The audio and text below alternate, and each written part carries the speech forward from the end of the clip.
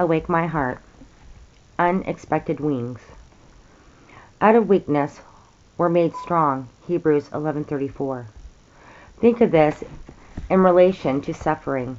Most of us think that suffering will break us, but the fact is that suffering trustfully submitted to and sanctified by the Holy Spirit is one of heaven's surest means of lifting Christian believers from spiritual immaturity and instability into spiritual mellowness and strength.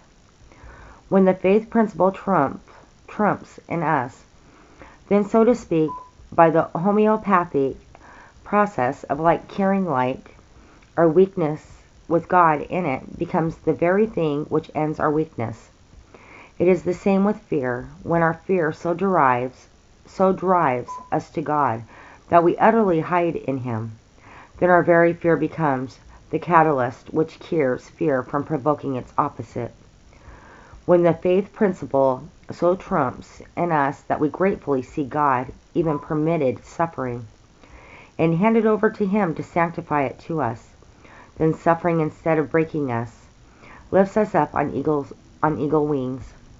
Some time ago, I was reading in a horticultural magazine that flowers are really the product of the plant's weakness. The main strength goes into making stems and stalks.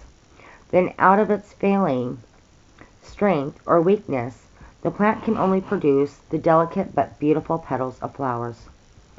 In this light, think of the glorious trump of the flowers, season after season, all the world round. What a victory of weakness issuing in love, loveliness, and fragrance. Several times recently, in a western city, I have had the privilege of meeting a dear Christian brother who has been a helpless invalid for over 15 years. He loves the house of God and is brought to the services on a stretcher.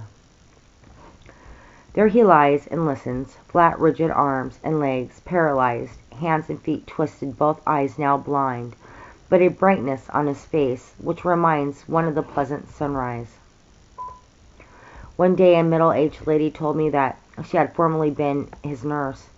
She had not wanted to look after such a helpless case, but now she could never thank God enough that she had been given the privilege, for it was her dear invalid who had brought her to Christ. About the same time I learned that 160 other persons had been converted to Christ through him. Some by letter, some by interview, some by telephone. Again and again people call him by phone on spiritual matters. He rejoices evermore and is always abounding in the work of the Lord. He has transformed his very helplessness into a vehicle of service for Christ. When once faith imports God into a matter, all is changed.